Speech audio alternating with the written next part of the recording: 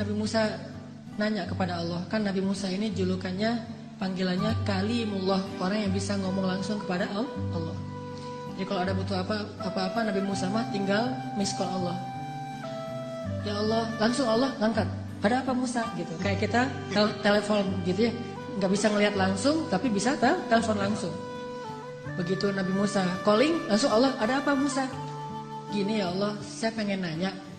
Jadi Musa sering ngobrol sama Allah. Nanya apa? Saya pengen tahu di antara umat saya itu siapa yang paling rendah kedudukannya di matamu? Yang paling levelnya paling rendah. Kata Allah, itu tuh laki-laki seorang kakek yang buta, yang dia itu masbuknya istiqomah banget dalam sholat. Paling istiqomah dalam masbuk. Gak pernah dia sholatnya tepat waktu, pasti masbuk. Ini orang yang paling istiqomah di zaman Musa. Istiqomah dalam kemasbukan. Asal ada sholat, dia pasti paling belakang, datangnya menjelang salam. Jadi kalau ada yang taruh sendal paling belakang itu pasti dia. Kalau ada salam yang kemudian nanti berdiri lagi, pasti dia. Orang yang selalu masbuk, orang tua buta. Oh, itu orang yang paling rendah. Nabi Musa nyari mana? Oh, si kakek itu yang paling rendah nilainya di mata Allah. Setiap hari dilihat dia masbuk sampai suatu hari ketika selesai sholat orang itu udah nggak ada. Nabi Musa telepon Allah. Allah, Musa ada apa? Itu si kakek kemana? Kok nggak datang? Kata Allah, dia sudah meninggal dan sekarang ada di dalam surga. Nabi Musa heran, ya Allah, gimana ceritanya tuh kakek yang nilainya paling rendah, yang nggak ada apa-apanya, yang masbuk sejati, tiba-tiba masuk surga sejak dia meninggal. Apa yang terjadi ya Allah? Allah bilang, ya Musa, suatu hari ketika kakek ini keluar dari masjid, dari tempat ibadah, dia jalan kemudian kesesat gara-gara dia buta, sampai di sebuah tanah yang lapang. Dia menemui seorang laki-laki, kemudian dia bertanya, saya ada di mana sekarang? Laki-laki itu mengatakan, ini kamu sedang berada di tanah lapang, di sebuah lapangan, di sebuah alun-alun. Kemudian kakek ini mengatakan, tidak, sesungguhnya rahmat Allah lebih luas daripada segalanya. Kamu berada di tanah yang luas? Kata dia, tidak, rahmat Allah yang lebih luas. Hanya karena itu, kemudian Allah mengatakan, wahai Musa, sesungguhnya rahmatku mendahului kemarahanku. Sehingga dia masuk surga hanya dengan kalimat, sesungguhnya rahmat Allah lebih luas. Makanya kalau kita nge-tag Allah, nge-mention Allah, libatkan Allah dalam urusan kita, selalu beruntung. Bayangin sekedar mengatakan subhanallahi wa bihamdi subhanallahil azim, langsung Allah sediakan pohon-pohon kurma yang sangat banyak di dalam surga.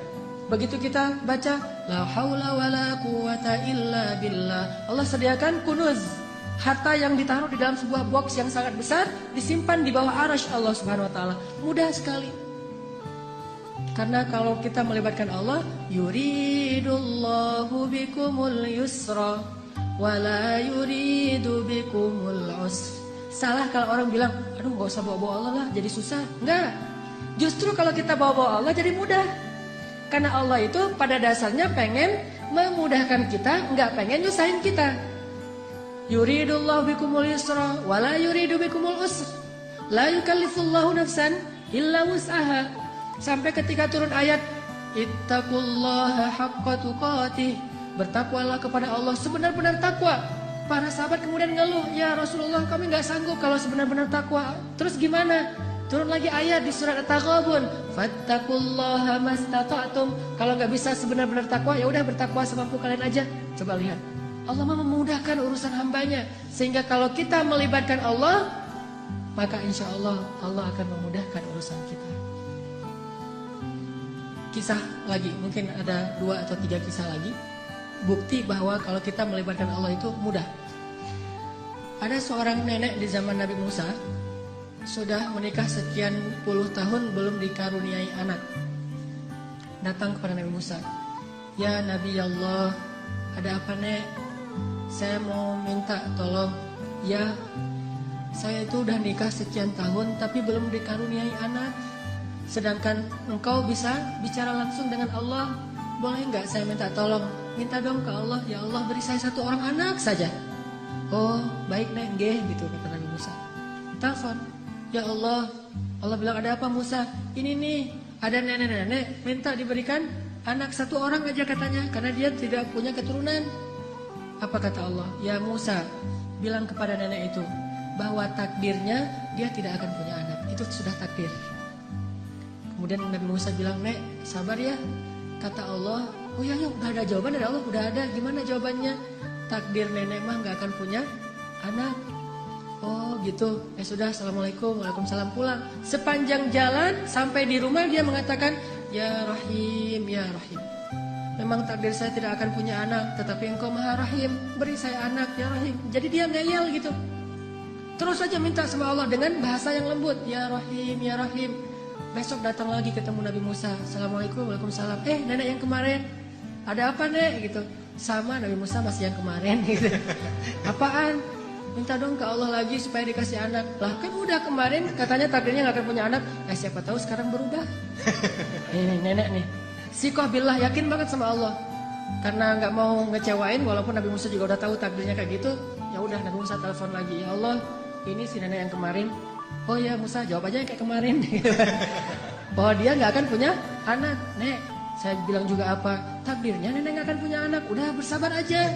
Oh gitu ya, ya udah, assalamualaikum, waalaikumsalam, ya Rahim, ya Rahim. Terus aja gitu. Datang lagi nenek yang sama, nek, sama jawabannya. Belum ngomong juga udah dikasih tahu aja jawaban. Tapi kata nenek, coba minta lagi, mudah-mudahan Allah udah mau ngasih sekarang. Ya Allah, nenek yang kemarin datang lagi. Wahai Musa, takdirnya gak akan punya anak. Nek, memang udah takdirnya kayak gitu. Sabar aja. Gimana tuh caranya nek? Udah takdir Allah gak akan bisa dirubah. Oh gitu, ya Rahim, ya Rahim. Pulang terus. Setelah sekian lama gak datang-datang. Setelah beberapa bulan akhirnya dia datang bawa bayi. Gendong bayi datang ke Nabi Musa. Assalamualaikum gitu. Waalaikumsalam. Nenek yang dulu. Ya, terus itu siapa? Anak. Anak siapa? Anak saya. Hah? Ya Allah, ini ceritanya gimana nih? Kok bisa nih nenek punya anak? Nabi Musa nelpon Allah. Gimana nih ceritanya nenek yang takdirnya gak bakalan punya anak tiba-tiba bawa bayi? Kata Allah, ya Musa, setiap kali saya bilang takdirnya gak punya anak, dia bilang ya Rahim, ya Rahim. Dibilang lagi gak punya anak, dia bilang ya Rahim, ya Rahim.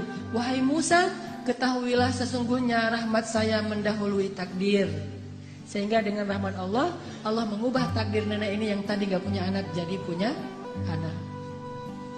Kalau kita baca hadis-hadis Nabi tentang kisah-kisah para anbiya itu luar biasa. Intinya adalah mereka selalu mengandalkan Allah dan selalu mendapatkan janji-janji yang Allah pernah janjikan kepada mereka. Gak pernah kecewa. Mungkin cerita terakhir yang sangat populer itu adalah cerita Siti Hajar. Ini bagi saya menakjubkan banget nih ceritanya. Nabi Ibrahim bawa Siti Hajar dari Palestina ke Mekah, melintasi gurun pasir hanya bertiga saja. Ibrahim, Hajar, Ismail kecil. Karena Allah memerintahkan Ibrahim, bawa keluargamu ke sebuah biwadin ghairi dzi zar', kepada sebuah lembah yang tidak ada kehidupan di sana. Bawa ke sana. Di Bakkah, yang kemudian namanya menjadi Mekah. Akhirnya Ibrahim bilang ke Hajar, Hajar, yuk kita hijrah gitu. Hijrah kemana mas? Hajar gak ada yang nanya hijrah kemana. Udah aja, oh hijrah, ya sami'na wa ata'na. Di bawah gitu jalan kaki melintasi padang pasir. Berhenti sebentar di rest area, makan, minum seadanya, lanjut lagi. Gak pernah nanya, mas ini kemana sih kok gak sampai-sampai? Gak pernah Hajar nanya kayak gitu. Atau gak pernah juga dia bilang, mas turunin saya aja di mall itu nanti dijemput lagi. Gak ngomong nurunin di mall mana, di rest area mana, di masjid mana. Ntar kalau udah beres urusannya baru jemput lagi. Gak, sami'na wa ta'na. Ini istri soleha banget. Ikut aja gimana kata suami. Sampai udah di lembah yang tandus, baru Ibrahim mengatakan, ya Hajar, disinilah tempat yang dijanjikan. Tinggallah kita di sini. Ya siap, sami'na wa ta'na. Tinggal bikin tenda kecil untuk bayinya. Hari kedua setelah tinggal di situ, baru Ibrahim bilang, ya Hajar, saya akan kembali ke Palestina. Tinggallah kalian di sini. Baru setelah sekian lama Hajar diam, kali ini Hajar udah gak kuat untuk diam. Baru dia nanya, ya Ibrahim, engkau tinggalkan kami di sini bersama seorang bayi dan tidak ada siapa-siapa, bahkan air dan kehidupan pun tidak ada di sini, wahai Ibrahim. Bagaimana engkau akan tinggalkan kami? Ibrahim gak tega untuk menjawab. Akhirnya Ibrahim pergi aja tanpa berbicara. Karena Ibrahim pergi, akhirnya Hajar mengganti pertanyaannya. Dan pertanyaan kedua ini lebih benar dari pertanyaan pertama. Kalau pertanyaan pertama, gimana engkau meninggalkan kami sendiri? Pertanyaan yang keduanya adalah, Hajar tanya kepada Ibrahim, ya Ibrahim, Allahu amaraka bihada? Apakah Allah yang menyuruhmu melakukan ini? Ibrahim mengangguk, ya ini perintah Allah. Apa kata-kata Hajar? La yudayyi'anallahu idzan. Kalau begitu, pergilah wahai suamiku, Allah tidak akan mengecewakan kami.